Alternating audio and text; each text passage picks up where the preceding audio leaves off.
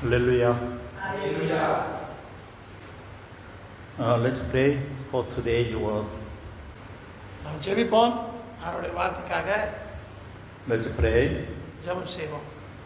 Father God, thank you for your grace and unfailing love. Thank you for declaring us righteous by believing in Jesus Christ. We know that God wants all men to be saved. We know that God wants us to come to a knowledge of the truth. And we know that salvation and hope come from you, our God. That is the reason why we all assemble before you with an honest heart. Please help us to know Jesus more accurately through the gospel. Please help us to know God's heart better through your word. Please help us to know God's will better through your word. Today we want to receive the Holy Spirit, the full anointing of the Holy Spirit. At this time, anoint us fully with the Holy Spirit upon each of us.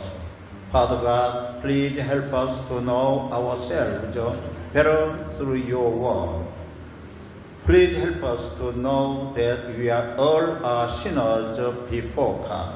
Please grant us your wisdom and discernment through your word. Help us to enjoy the joy of the understanding your word in the Holy Spirit. Please help us to live more worthily according to your word. Please help us to glorify and enjoy you forever. We rely on the Holy Spirit wholeheartedly throughout our worship. We pray in the name of Jesus Christ who saved us. Amen. Amen. Amen. Hallelujah. Hallelujah. From now on, I'm going to preach the gospel for you. இப்பொழுது நான் உங்கள் மத்தியிலே தேவனுடைய வார்த்தையை குறித்து நான் பிரசங்கிக்க போகிறேன். Today's main text is John Gospel chapter 3 verse 16 and 1 John chapter 4 verse 10 and Colossians chapter 1 verse 4. இன்றைக்கு நாம் பார்க்க போற வேத வசனங்கள் யோவான் 3ஆம் அதிகாரம் 16வது வசனம், 1 யோவான் 4ஆம் அதிகாரம் 10வது வசனம், கலாத்தியர் 1ஆம் அதிகாரம் 4வது வசனம். Please read John Gospel chapter 3 verse 16 first. தேவன் தம்முடைய ஒரே பேரான குமாரனை விசுவாசிக்கிறவன் எவனோ அவன் கெட்டுப் போகாமல் நித்திய ஜீவனை அடையும்படிக்கு அவரை தந்தருளி இவ்வளவாய் உலகத்தில் அன்பு கூர்ந்தார். 1 John chapter 4 verse 10. Please read. நாம் தேவனிடத்தில் அன்பு கூர்ந்ததினால் அல்ல, அவர் நம்மிடத்தில் அன்பு கூர்ந்து நம்முடைய பாவங்களை நிவர்த்தி செய்கிற கிருபாதார பலியாக நம்முடைய குமாரனை அனுப்பினதினாலே அன்பு உண்டாயிருக்கிறது. Colossians chapter 1 verse 4. Please read. அவர் நம்மை இப்பொழுது இருக்கிற பொல்லாத பிரபஞ்சத்தில் நின்று விடுவிக்கும்படி நம்முடைய பிதாவாகிய தேவனுடைய சித்தத்தின்படியே நம்முடைய பாவங்களுக்காக அவர் தம்மை தாமே ஒப்புக் கொடுத்தார். All men are born as sinners and live as sinners who do not know God. எல்லா மனிதர்களும் தேவனை அறியாததற்கு முன்பதாக நாம் பாவிகளாக பிறந்து இந்த பூமியிலே நாம் வாழ்ந்து கொண்டிருக்கிறோம். All sinners must pay the wages of sin, which is punishment. எல்லா பாவிகளும் அதற்கு உண்டான பலியை அவர்கள் மறுபடியுமாக அந்த தண்டனைக்கு உண்டான காரியத்தை அவர்கள் செலுத்த வேண்டியதா இருக்கு. Man cannot solve the problem of his sins by himself. மனிதன் தன்னுடைய பாவத்தினுடைய பிரச்சனைகளை அவன் தானாகவே தீர்க்க முடியாது. Because a man is a sinner, he cannot solve his sins through his own efforts. ஆகையினாலே மனுஷன் தன்னுடைய பாவத்தின் நிமித்தமாக அவன் சொந்த முயற்சியினாலே தன் பாவத்தை அவன் ஒருபோதும் தீர்க்க முடியாது. God sent his one and only Son into the world to pay for the wages of sinners. தேவன் மனிதனை ரட்சிக்கும்படியாக ஆண்டவர் தம்முடைய குமாரனாகிய இயேசு கிறிஸ்துவை இந்த உலகத்துக்கு அவர் அனுப்பி நம்முடைய பாவத்தினுடைய காரியத்தை அவர் செலுத்துவதற்காக வந்தார். It is because God so loved all men, the sinners. எல்லா மனிதனுடைய பாவங்களையும் தேவன் அவர் நேசித்தபடியினாலே தன் பாவிகளை அவர் நேசித்து அவர் மனிதனை அவர் நேசிக்கும்படியாக வந்தார். The Son whom God sent in the flesh is Jesus Christ. ஆண்டவராகிய தேவன் ஆகினாலே ஆண்டவராகிய இயேசு கிறிஸ்துவை அவர் மாம்சத்திலே அனுப்பினார். Jesus Christ died in our place to pay the wages for our sins. ஆண்டவராகிய இயேசு கிறிஸ்து நம்முடைய பாவங்களுக்காக அவர் நம்முடைய ஸ்தானத்திலே அவர் மரித்தார்.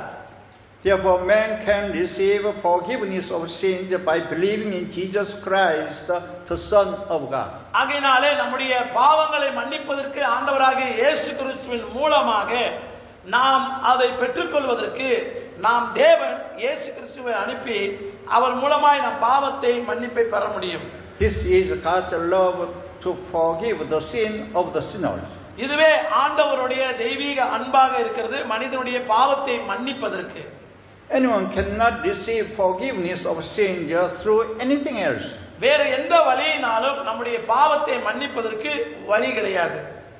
Only by believing in Jesus Christ, man can receive forgiveness of sins and be saved from the punishment of sin.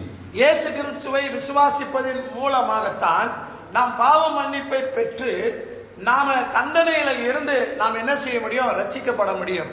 Because Jesus Christ paid the wages of man's sin by dying on his own behalf.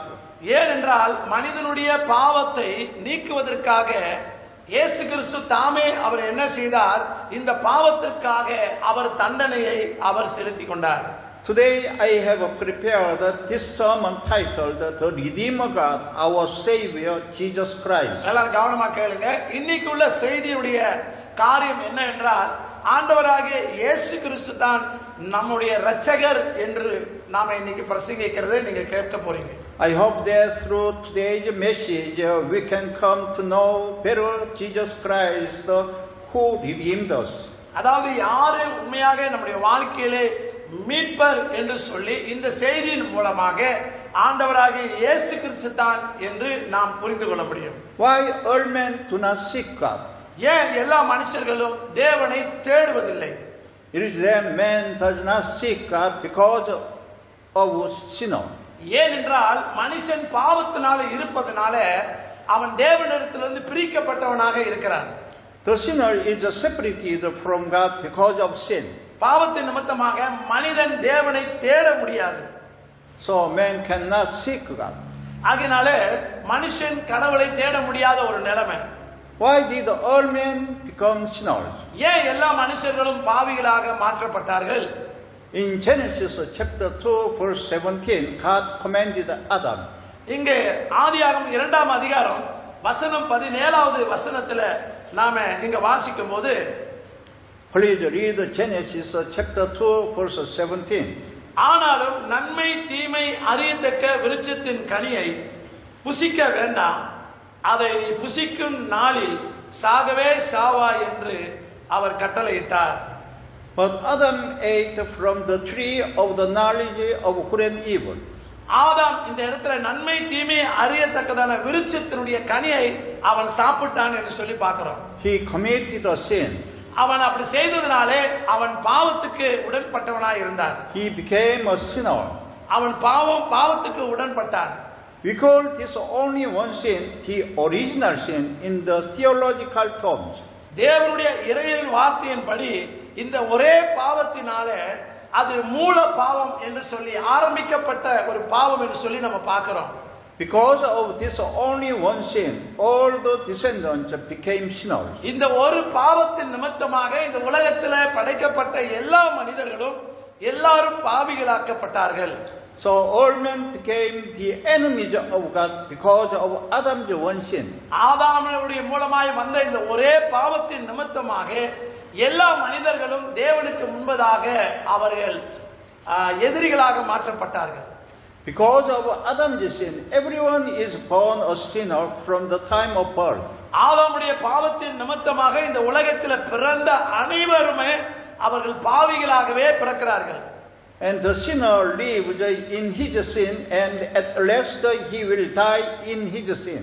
ஆகையினாலே பாவத்தில் பிறந்ததனாலே அவன் பாவத்திலேயே வாழ்ந்து கடைசியிலே அவன் பாவத்திலேயே அவன் செத்து போகிறான்.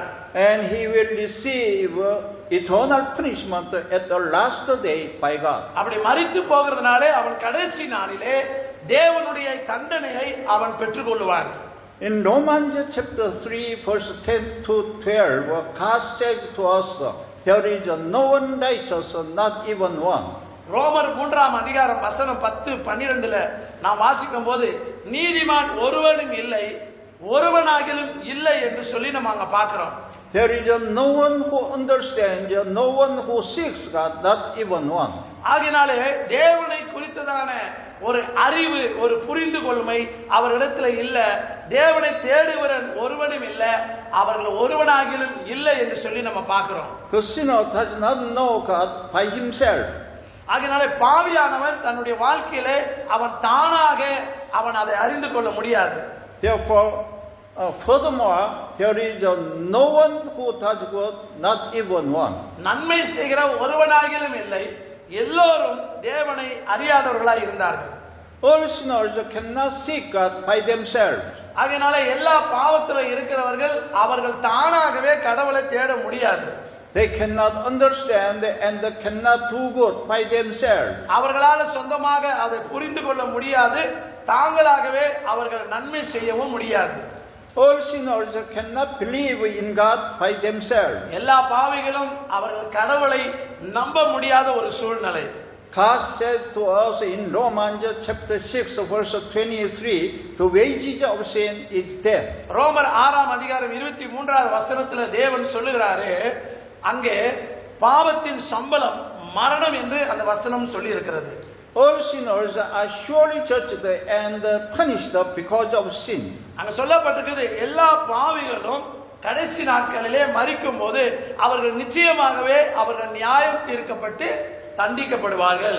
Therefore, God sent His only begotten Son to this world for forgiveness of sin. ஆகையாலே இந்த பாவத்தில இருந்து நாம விடுதலை பெறுவதற்காக, இந்த மன்னிப்பை பெறுவதற்காக தேவனாகிய இந்த குமாரனாகிய இயேசு கிறிஸ்துவை இந்த உலகத்துக்கு அவர் அனுப்பினார். ஆமென் சொல்லுங்க. God wants to save all men from sin through His Son Jesus Christ.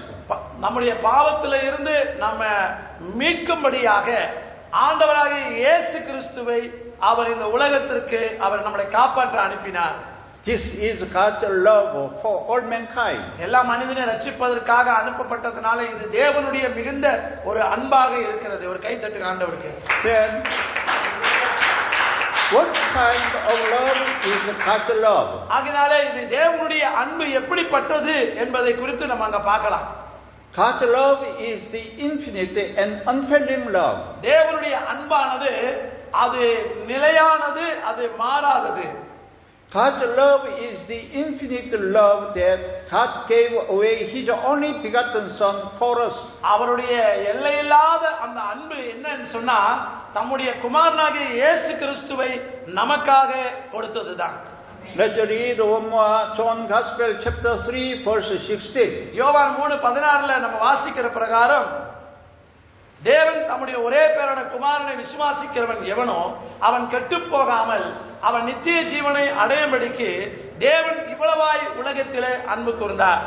God wants to save all sinners.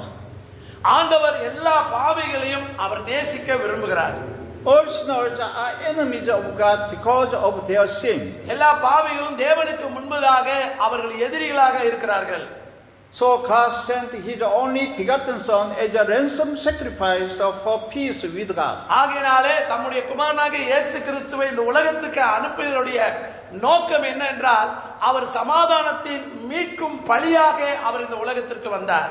By this God clearly showed God's love for all people of the world. ஆகையாலே உலகத்தில் இருக்கிறவர்கள் எல்லோரும் தேவனுடைய அன்பை இதன் மூலமாக அவர்கள் அறிந்து கொண்டு தேவனிடத்தில் அவர்கள் அந்த நிலைக்குள்ளாக வருவதாக தேவன் இந்த அன்பை நமக்கு வெளிப்படுத்தினார்.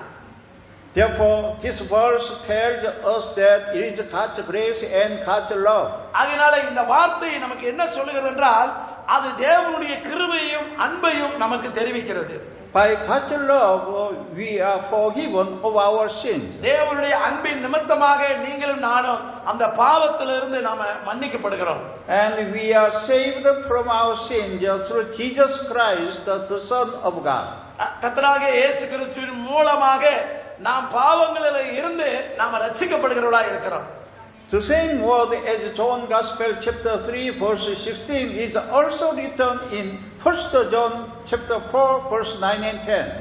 அங்கே யோவான் 3:16 அதே வார்த்தை 1 யோவான் 4ஆம் அதிகாரம் 4வது வசனத்திலும் 9வது வசனத்திலும் 10வது வசனத்திலும் நம்ம பார்க்கிறோம். Please read 1 John chapter 4 verse 9 and 10. அங்கே நம்ம வாசிக்கும்போது யோவான் 4ஆம் அதிகாரம் வசனம் 9ல நம்ம வாசிக்கும்போது நம்முடைய ஒரே பேரான குமாரனாலே நாம் பிழைக்கும்படிக்கு தேவன் அவரை உலகத்திலே அனுப்பினதினால் தேவன் நம் மேல் வைத்த அன்பு வெளிப்பட்டது. நாம் தேவனிடத்தில் அன்பு கூர்ந்ததினால் அல்ல, அவர் நம் இடத்தில் அன்பு கூர்ந்து நம்முடைய பாவங்களை நிவர்த்தி செய்கிற கிருபாதார பலியாக நம்முடைய குமாரனை அனுப்பினதினாலே அன்பு உண்டாயிருக்கிறது. We must remember that the Son of God came as an atoning sacrifice for us. ஆண்டவராகிய இயேசு கிறிஸ்து நமக்காக இந்த உலகத்தில் வந்து அவர் பிராயச்சித்தம் பண்ணி நமக்காக பலி கொடுத்தார் என்று சொல்லி நாம் நினைவில் கொள்ள வேண்டும். God loved us so much. ஆண்டவர் நம்மளை அதிகமாய் அவர் நேசிக்கிறவராய் இருக்கிறார். So God sent His only begotten Son as an atoning sacrifice for our sins. நாம் நேசித்ததனாலே ஆண்டவராகிய இயேசு கிறிஸ்து தன்னுடைய குமாரனை நம்முடைய பாவங்களுக்காக அவர் பாவ பரிகார பலியாக அவர் இந்த பூமிக்கு வந்தார். The reason why God gave His only begotten Son was that whoever believed in the Son of God shall not perish but have eternal life. எதற்காக ஆண்டவராகிய இயேசு கிறிஸ்து இந்த பூமியிலே அவர் கொடுத்ததுடைய காரணம் என்னென்றால் அவரை யாரெல்லாம் விசுவாசிக்கிறாங்களோ அவங்க கெட்டு போகாமல் அவங்க நித்திய ஜீவனை பெற்றுக்கொள்வார்கள் என்பதற்காக. Who is this only begotten Son? யார் இந்த மெய்யான தேவனுடைய குமாரன்? John Gospel chapter 1 verse 14 and 15 explained that this only begotten Son is Jesus. அங்கே 1 யோவான் புத்தகத்திலே 14-15வது வசனத்தின் மூலமாக இந்த ஒரே பேரான குமாரனாகிய இயேசு கிறிஸ்து யார் என்பதை அங்கு விளக்கி காண்பிக்கிறது. In the past time we had belonged to the world. நாம் ஆரம்ப நாட்களிலே நாம் இந்த உலகத்தை சேர்ந்தவர்களாக நாம் காணப்பட்டோம். And we had betrayed God as sinners because of not knowing God. அது மாத்திரமல்ல, நாம் தேவனை அறியாதவர்களும் நாம் பாவிகளாகவும் நாம் தேவனை காட்டிக் கொடுத்தவர்களுமாய் கூட காணப்பட்டோம். So we were God's enemies because of our sins. ஆகையாலே நம்முடைய பாவங்களின் நிமித்தமாக நாம் தேவனுக்கு எதிரிகளாக நீங்களும் நானும் காணப்பட்டோம். Nevertheless, God had mercy on us who are the sinners. இருந்த போதிலும் தேவன் நம்மேல் அவர் தம்முடைய அன்பை வைத்து அவருடைய இரக்கத்தை நமக்கு காண்பித்தார். So God sent His only begotten Son to save us by His grace. இயேசு கிறிஸ்துவின் மூலமாக நீங்களும் நானும் காப்பாற்றப்படும்படியாக தேவன் அவருடைய கிருபையை நமக்கு அனுப்பினார். God's death on the cross is the climax of God's love. ஆண்டவராகிய இயேசு கிறிஸ்துவின் அந்த அன்பை அவர் சிலுவை மரணத்தின் மூலமாக நமக்கு வெளிப்படுத்தினார். God's love was that He gave His Son to die on the cross for all sinners. தேவனுடைய அன்பு என்னத்தை வெளிப்படுத்துகிறது என்றால் குமாரனாகிய இயேசு கிறிஸ்துவை நமக்காக அவர் சிலுவையிலே மரிக்க கொடுத்தது. கரங்களை தட்டி கர்த்தருக்கு நன்றி சொல்லுவோம். நல்லா தட்டுங்க. This is God's unfailing love towards us. தேவன் சிலுவையிலே நமக்காக ஜீவனை கொடுத்ததுதான் தேவனுடைய மிகப்பெரிய அன்பு. Please read Romans chapter 5 verse 8. ரோமர் 5ஆம் அதிகாரம் வசனம் 8வது சொல்லப்பட்டிருக்கிறது, நாம் பாவிகளாய் இருக்கையில் கிறிஸ்து நமக்காக மரித்ததினாலே அவர் இவ்விதமாய் நமக்கு தேவனுடைய அன்பை நமக்கு விளங்க பண்ணினார் என்று சொல்லப்பட்டிருக்கிறது. While we were still sinners, Christ died for us. ஏன் நாம் பாவிகளாய் இருக்கும்போது கிறிஸ்து நமக்காக மரித்தார்? This is God's unfailing love for us. ஏன் அப்படி மரித்தார்னா தேவன் நம்மேல் வைத்த மாறாத அன்பு தான் காரணம். Therefore, we must understand how much God loves us. ஆகையாலே நீங்களும் நானும் புரிந்து கொள்ள வேண்டியது என்ன என்றால் நாம பாவிகளாய் இருந்து கூட தேவன் எவ்வளவாய் நம்மை நேசித்தார் என்று சொல்லி. We must thank wholeheartedly to our Father God and our Lord Jesus by remembering God's grace. ஆகையாலே ஆண்டவர் இப்படிப்பட்ட கிருபையை ஆண்டவர் நமக்கு கொடுத்தது நிமித்தமாக நீங்களும் நானும் நம்முடைய கர்த்தராகிய இயேசு கிறிஸ்துவை முழு இருதயத்தோடு மனதோடு அவருக்கு எப்போதும் நன்றி சொல்கிறவர்களா இருக்கணும். Then what is the purpose of Jesus coming in the flesh? இயேசு கிறிஸ்துவானவர் மாம்சத்திலே அவர் வந்ததனுடைய நோக்கம் என்ன? Please read John Gospel chapter 3 verses 17 and 18. யோவான் 3ஆம் அதிகாரம் 17வது வசனமும் 18வது வசனத்தையும் நாம் வாசிக்கும் போது, உலகத்தை ஆக்கினைக்குள்ளாக தீர்க்கும்படி தேவன் தம்முடைய குமாரனை உலகத்திலே அனுப்பாமல் அவராலே உலகம் ரட்சிக்கப்படுவதற்காகவே அவரை அனுப்பினார். அவரை விசுவாசிக்கிறவன் ஆக்கினைக்குள்ளாக தீர்க்கப்படான், விசுவாசியாதவனோ தேவனுடைய ஒரே பேரான குமாரனுடைய நாமத்தில் விசுவாசம் உள்ளவனாய் இராதபடியினால் அவனை ஆக்கினைக்கு தீர்ப்புற்றாயிற்று என்று வேதம் சொல்கிறது. God sent His one and only Son in the flesh into the world. ஆகையாலே இந்த உலகத்திற்கு தேவன் அவரை மாம்சத்திலே அவரை அனுப்பினார். It was not to condemn the world but to save the world through Him. அவர் உலகத்தை ஆக்கினைக்குள்ளாக தீர்ப்பதற்கு அல்ல, அதன் மூலமாக தேவன் அந்த உலகத்தில் உள்ளவர்களை காப்பாற்றும்படியாக. What is the mission of Jesus, the Son of God? ஆண்டவராகிய இயேசு கிறிஸ்துவினுடைய முக்கிய அவருடைய தூது பணி என்ன? There is making all men to be saved from their sins and the judgment of God. எல்லா மனிதர்களும் பாவத்திலிருந்து ரட்சிக்கப்பட்டு அவர்கள் நியாய தீர்ப்பில் இருந்து அவர்கள் காப்பாற்றப்பட வேண்டும் என்று சொல்லி. Please read together in First John Gospel, First John chapter 2 verse 2 and chapter 4 verse 10. 1 யோவான் புத்தகம் 2ஆம் அதிகாரம் வசனம் 2 மற்றும் 10. நம்முடைய பாவங்களை நிவர்த்தி செய்கிற கிருபாதார பலி அவரே, நம்முடைய பாவங்களை மாத்திரமல்ல, அவர் சர்வலோகத்தின் பாவங்களையும் நிவர்த்தி செய்கிற பலியாய் இருக்கிறார். தன் சகோதரனிடத்திலே அன்பு கூறுகிறவன் ஒளியிலே நிலை கொண்டிருக்கிறான், அவரிடத்திலே இடர் ஒன்றும் இல்லை. 1 யோவான் 4:10. First John chapter 2 verse 2. 그는 우리 죄를 위한 화목제물이니 우리만 위할 뿐 아니요 온 세상의 죄를 위하심이라. நம்முடைய பாவங்களை நிவர்த்தி செய்கிற கிருபாதார பலி அவரே, நம்முடைய பாவங்களை மாத்திரமல்ல சர்வலோகத்தின் பாவங்களையும் நிவர்த்தி செய்கிற கிருபாதார பலியாய் இருக்கிறாரே. First John chapter 4 verse 10. 사랑은 여기 있으니 우리가 하나님을 사랑한 것이 아니요 하나님이 우리를 사랑하사 우리 죄를 속하기 위하여 화목제물로 그 아들을 보내셨습니다. நாம் தேவனிடத்தில் அன்பு கூர்ந்ததினால் அல்ல, அவர் நம்மிடத்தில் அன்பு கூர்ந்து நம்முடைய பாவங்களை நிவர்த்தி செய்கிற கிருபாதார பலியாக நம்முடைய குமாரனை அனுப்பினதினாலே அன்பு உண்டாயிருக்கிறது. God loved us and sent His Son as an atoning sacrifice for our sins. நம்முடைய பாவங்களுக்காக ஆண்டவராகிய இயேசு கிறிஸ்து பாவ பரிகார பலியாக தேவன் அனுப்பி இவ்வளவாய் நம்மை நேசித்தார். Jesus came into the world as a peace offering to redeem our sins. நம்முடைய பாவங்களிலிருந்து நம்மை மீட்கும்படியாக ஆண்டவராக இயேசு கிறிஸ்து இந்த உலகத்திற்கு அவர் சமாதான பலியாக வந்தார். He shed His blood and died as a peace offering for us. அது மாத்திரமல்ல, அவர் நமக்காக அவர் தம்முடைய இரத்தத்தை சிந்தி அவர் மீட்கும் பொருளாக இந்த உலகத்தில் அவர் மரித்தார். Jesus was born in the flesh for us. இயேசு கிறிஸ்து சரீரத்திலே அவர் நமக்காக மரித்தார். Jesus suffered and died on the cross. ஆண்டவராகி அவர் சிலுவையிலே அவர் மரித்தார். And Jesus was raised on the third day since He was buried. அவர் நம்முடைய பாவத்திற்காக அவர் மீட்பின் பொருளாக நம்முடைய பாவங்களுக்காக தம்மையே அவர் ஒப்புக் கொடுத்தார். Please read Romans chapter 5 verse 10. நாம் தேவனுக்கு சத்துருக்களாய் இருக்கையில் அவருடைய குமாரனின் மரணத்தினாலே அவருடனே ஒப்புரவாக்கப்பட்டோமானால், ஒப்புரவாக்கப்பட்ட பின் நாம் அவருடைய ஜீவனாலே ரட்சிக்கப்படுவது அதிக நிச்சயமாமே. We have been God's enemies because of our sin.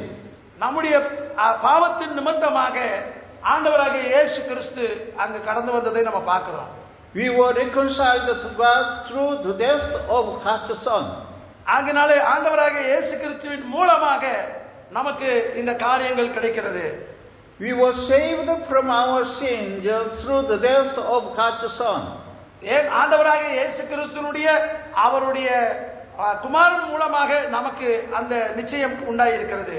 So whoever believes in Jesus shall not perish but have eternal life. ஆகையினாலே ஆண்டவராகிய இயேசு கிறிஸ்துவை நாம் விசுவாசிப்பதனாலே நமக்கு நித்திய ஜீவன் உண்டாயிருக்கிறது. What did Jesus do when he came in the flesh? ஆண்டவராகிய இயேசு கிறிஸ்து ஏன் மாம்சத்திலே அவர் வெளிப்பட்டார்? God sent his only begotten Son as an atoning sacrifice for our sin. நம்முடைய பாவங்களை மீட்கும் பொருளாக ஆண்டவராகிய இயேசு கிறிஸ்து தம்முடைய ஜீவனை கொடுக்கும்படியாக. And God's Son Jesus died as a ransom for us. ஆண்டவர் நமக்கு ஜீவனை கொடுக்கும்படியாக அவர் மாம்சத்திலே அவர் வெளிப்பட்டார். Please read Colossians chapter 1 verse 4. Colossians chapter 1 verse 4. நமது பிதாவாகிய தேவனுடைய சித்தத்தின்படி தற்போதைய பொல்லாத உலகத்திலிருந்து நம்மை மீட்பதற்காக இயேசு கிறிஸ்து தம்மையே தம்முடைய பாவங்களுக்காக ஒப்பு கொடுத்தார். Jesus Christ gave himself for our sins to rescue us. இயேசு கிறிஸ்துவானவர் நம்மை மீட்கும்படியாக இந்த உலகத்திலே தம்முடைய பாவங்களுக்காக அவர் ஒப்பு கொடுத்தார். In Mark chapter 10 verse 45, Jesus said himself the purpose of his coming. Mark 10ஆம் அதிகாரம் 45வது வசனத்திலே ஆண்டவராகிய இயேசு கிறிஸ்து இந்த உலகத்துக்கு வந்ததனுடைய அவர் நோக்கத்தையும் அவர் நமக்கு தெரிவித்தார். Please read Mark chapter 10 verse 45. Mark புத்தகம் 10ஆம் அதிகாரம் Mark chapter 10 verse 45. 인자가 온 것은 섬김을 받으려 함이 아니라 도리어 섬기려 하고 자기 목숨을 많은 사람의 대속물로 주려 함이니라. இயேசு கிறிஸ்துவானவர் ஏனெனில் மனுஷகுமாரனும் ஊழியம் பண்ணும்படி வராமல் ஊழியம் பண்ணவும் அநேகரை மீட்கும் பொருளாக தம்முடைய ஜீவனை அவர் கொடுக்க வந்தார். Why did Jesus come in the flesh into the world? ஆண்டவராகிய இயேசு கிறிஸ்து அவர் ஏன் உலகத்திற்கு மாம்சத்திலே வந்தார்? Jesus came into the world to give his life as a ransom for many. அவர் அநேகரை அவர் ரட்சிக்கும்படியாக இந்த உலகத்தின் மீட்கும் பொருளாக அவர் இந்த உலகத்துக்கு ஜீவனை கொடுக்கும்படியாக வந்தார். Jesus, the Son of God, came in the flesh to be the ransom for us. ஆண்டவராகிய இயேசு கிறிஸ்து மாம்சத்திலே அவர் வந்ததனுடைய நோக்கம் நம்மை மீட்கும்படியாக இந்த உலகத்திலே அவர் ஜீவனை கொடுக்கும்படி வந்தார். Jesus, the Son of God, came to die as an atoning sacrifice. ஆண்டவராகிய இயேசு கிறிஸ்து நம்முடைய பாவத்திற்காக அவர் பாவ நிவாரண பலியாக அவர் மரிக்க வந்தார். In fact, Jesus shed his blood and died on the cross for us. உண்மையிலே ஆண்டவராகிய இயேசு கிறிஸ்து நம்முடைய பாவங்களுக்காக அவர் தம்முடைய இரத்தத்தை நமக்காக அவர் சிலுவையிலே சிந்த வந்தார்.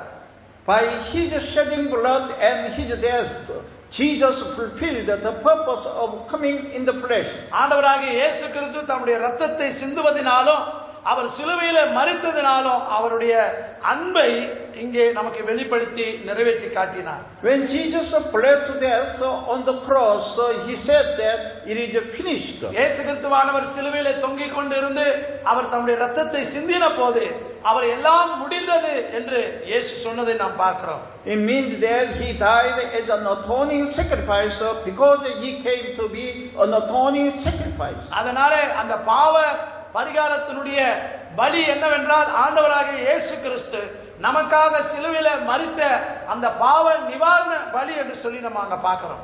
Jesus died as an atoning sacrifice for our sins. இயேசு கிறிஸ்து நம்முடைய பாவத்திற்காக அவர் சிலுவையிலே நமக்காக பாவ பரிகார பலியாக அவர் மரித்தார்.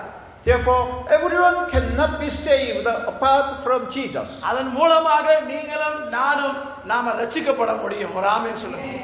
Everyone can be saved only by believing in Jesus Christ. ஆகையால எல்லாரும் மீட்கப்பட வேண்டும் என்றால் ரட்சிக்கப்பட வேண்டும் என்றால் இயேசு கிறிஸ்துவை முழுமையாக அவர்கள் விசுவாசித்தால் மட்டுமே.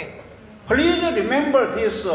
Only by believing in Jesus Christ. ஆகையால இது நம்ம மறந்து போக கூடாது. நமக்கு ரட்சிப்பு மீட்பு என்றால் இயேசு கிறிஸ்துவினால் மட்டுமே. Please read Acts chapter 4 verse 12. அப்போஸ்தலர் 4ஆம் அதிகாரம் 12வது வசனம் சொல்லுகிறது, வேறு ஒருவரிலும் ரட்சிப்பு இல்லை, ஏனென்றால் வானத்தின் கீழ் மனிதர்களுக்கு கொடுக்கப்பட்ட வேற எந்த நாமமும் இல்லை. நாம் இயேசுவின் நாமத்தினாலே ரட்சிக்கப்பட வேண்டும். Everyone must be saved by the name of Jesus. எல்லாரும் இயேசு கிறிஸ்துவின் நாமத்தினாலே ரட்சிக்கப்பட வேண்டும். The purpose that Jesus came into the world is to save all men in this world. இயேசு கிறிஸ்து அவர் வந்ததனுடைய நோக்கம் இந்த உலகத்தில் இருக்கிற எல்லா மனிதர்களும் ரட்சிக்கப்பட வேண்டும் என்று சொல்லி. Dear brothers and sisters, now I am preaching the gospel. ஆகையினாலே அன்பான சகோதர சகோதரிகளை இதைத்தான் நான் உங்களுக்கு பிரசங்கிக்கிறேன். Those who hear the gospel and believe in Jesus Christ are surely saved. யாரெல்லாம் இந்த இயேசு கிறிஸ்துவின் சுவிசேஷத்தை கேட்டு அவர்கள் விசுவாசிக்கிறார்களோ அவர்கள் நிச்சயமாக அவர்கள் ரட்சிக்கப்படுவார்கள்.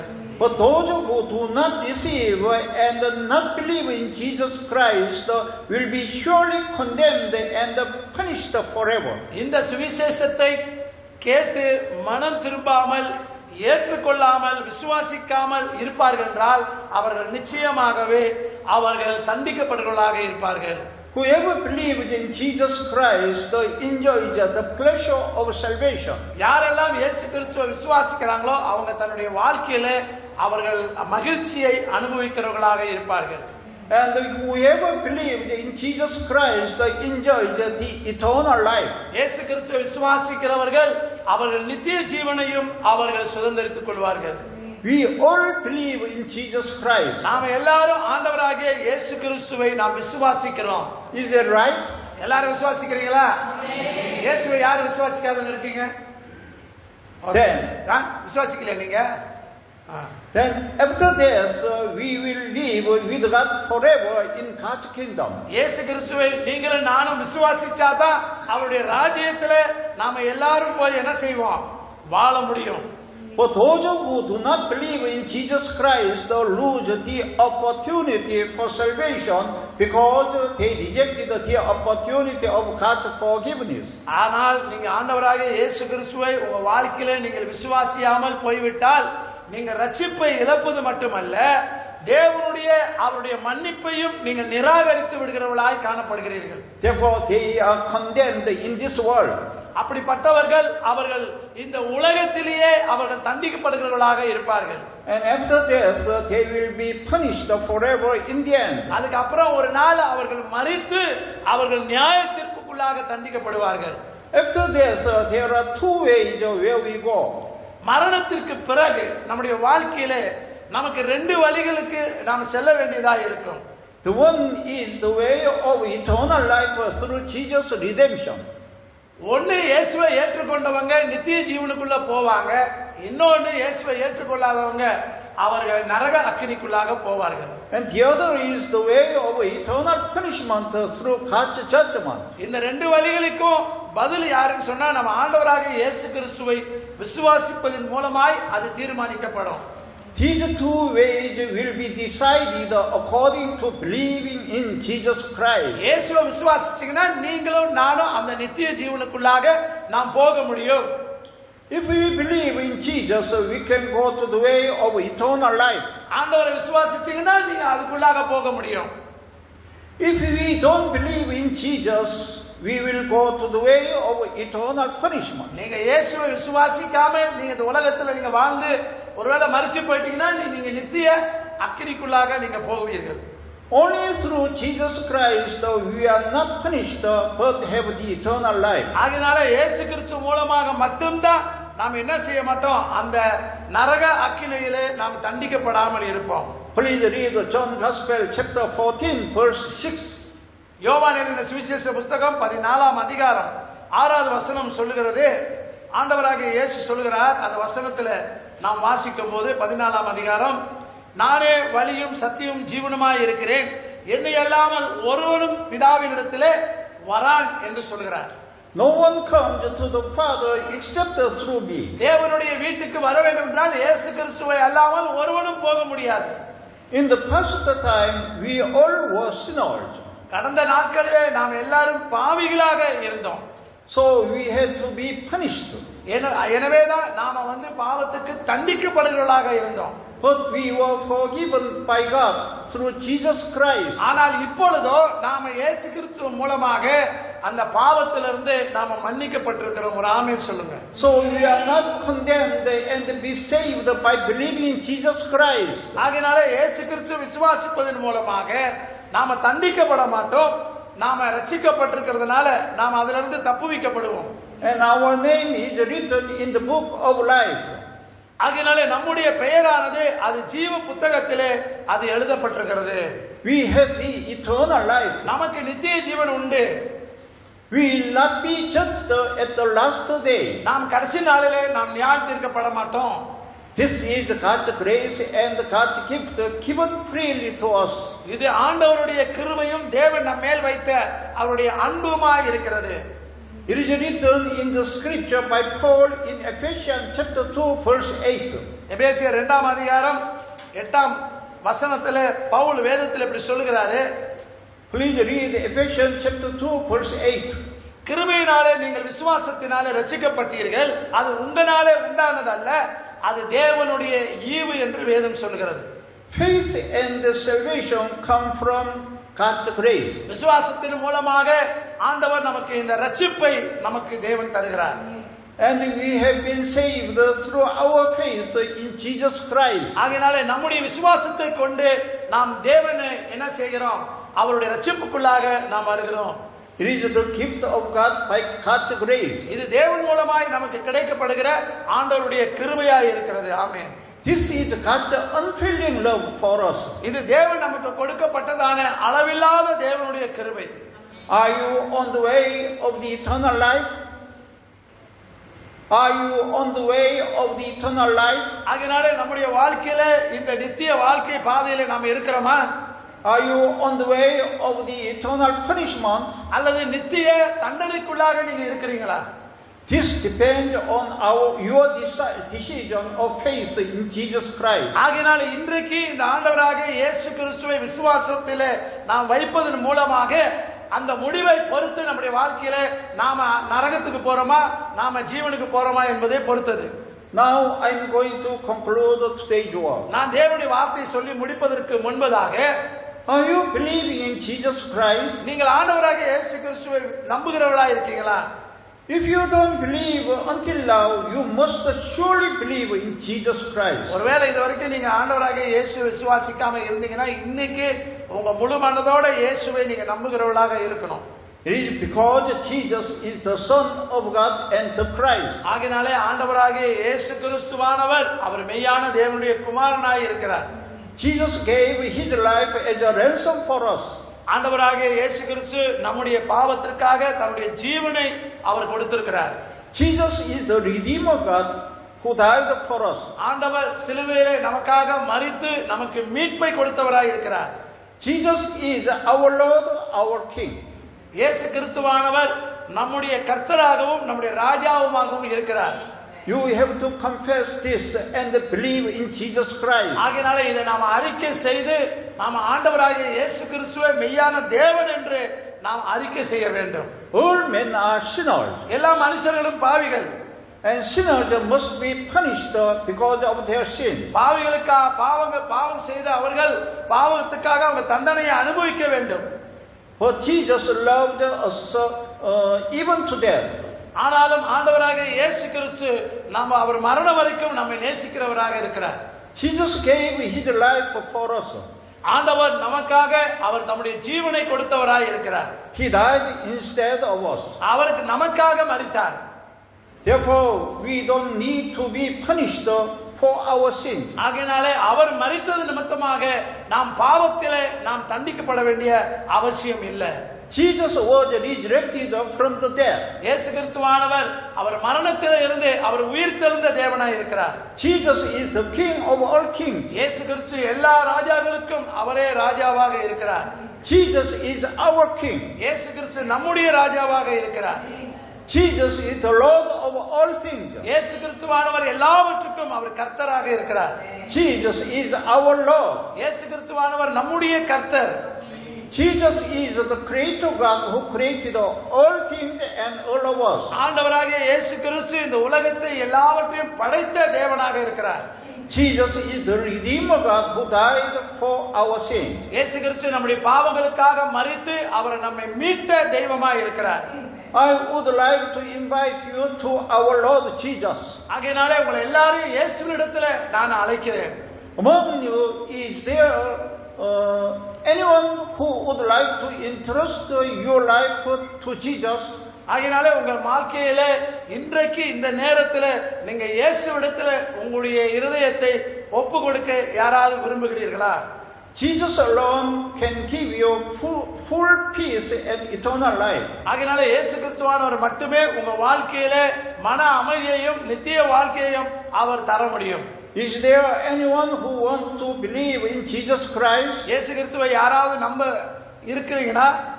Who wants to entrust yourself to Jesus Christ? யார் யார் உங்க வாழ்க்கையை ஆண்டவரிடத்துல நீங்க ஒப்பு கொடுக்கிறதுக்கு நீங்க விருப்பம் உள்ளவங்களா இருக்கீங்களா? Among you who wants to walk with Jesus Christ? அப்படியானால் உங்களுடைய இருதயத்தில் நீங்கள் ஆண்டவராகிய இயேசு கிறிஸ்துவை நீங்கள் ஏற்றுக்கொள்ள வேண்டும். Then you must receive Jesus Christ in your heart. ஆகையால் உங்களுடைய இருதயத்திலே ஆண்டவராகிய இயேசு கிறிஸ்துவை நீங்கள் ஏற்று விசுவாசிக்க வேண்டும். If you want to receive Jesus, please pray by following my prayer. ஒருவேளை நீங்கள் அப்படி இருப்பீர்கள் என்றால் நான் இப்ப ஜெபிக்க போகிறேன், அந்த ஜெபத்தோட சேர்ந்து நீங்க என்னோடு கூட அந்த ஜெபத்துல பங்கு கொள்ளுங்கள். Among you, those who have already believed in Jesus Christ do not need to pray to receive Jesus again. நீங்க இயேசு கிறிஸ்துவை ஏற்கனவே ஏற்றுக்கொண்டவங்களா இருந்தீங்கன்னா இந்த ஜெபத்தை நீங்க செய்ய தேவையில்லை. இன்னும் நீங்க முழுமையா விசுவாசிக்கல, இன்னும் ஆண்டவருக்குள்ள சரியா வரலன்னா இப்ப இந்த ஜெபத்தை நீங்க செய்யணும். Because Jesus in you who have been already saved.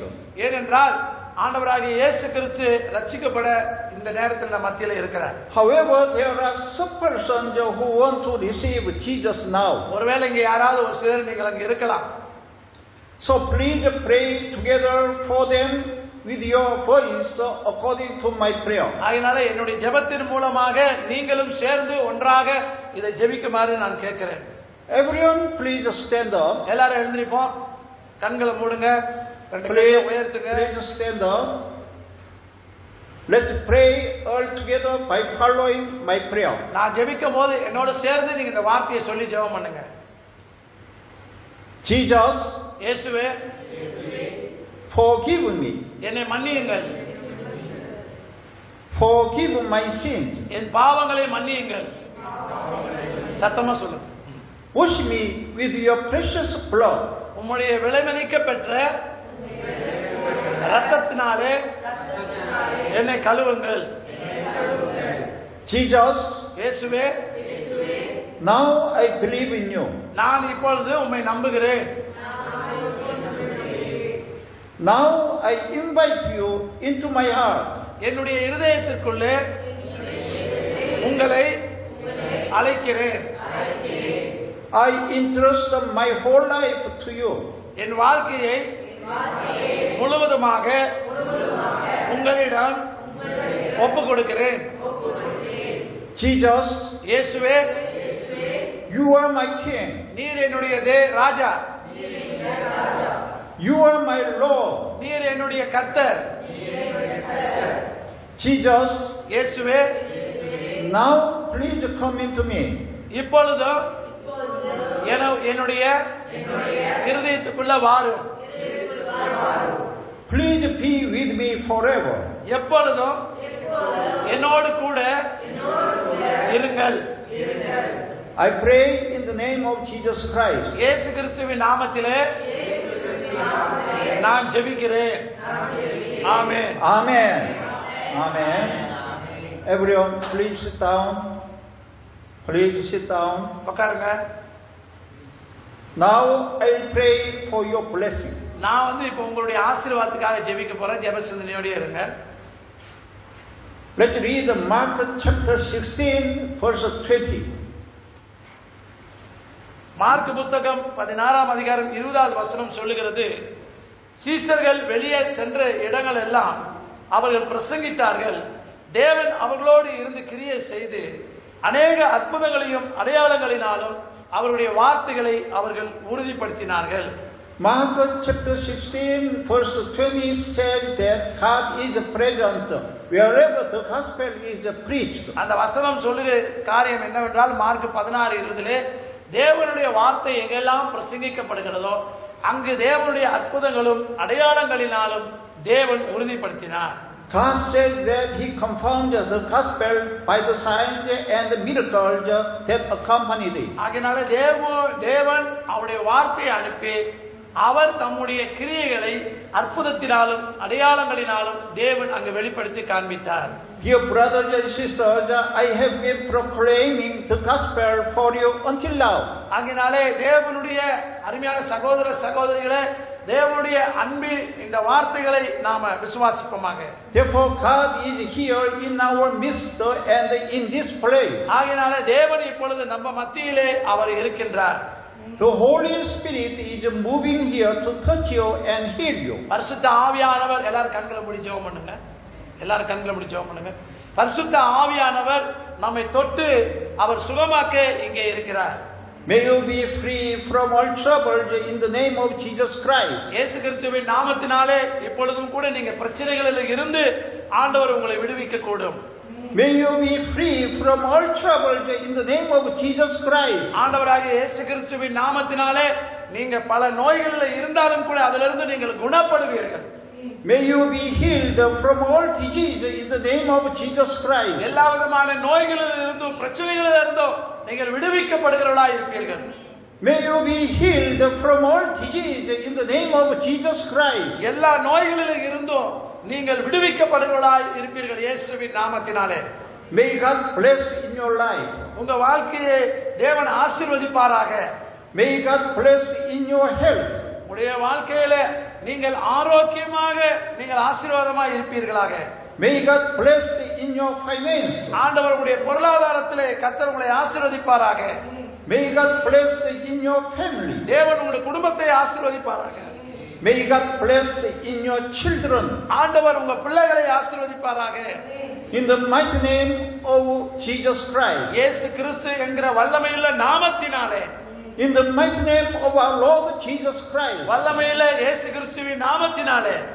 In the mighty name of our King Jesus Christ. நம்முடைய வல்லமையுள்ள தேவனாகிய கர்த்தருடைய நாமத்தினாலே.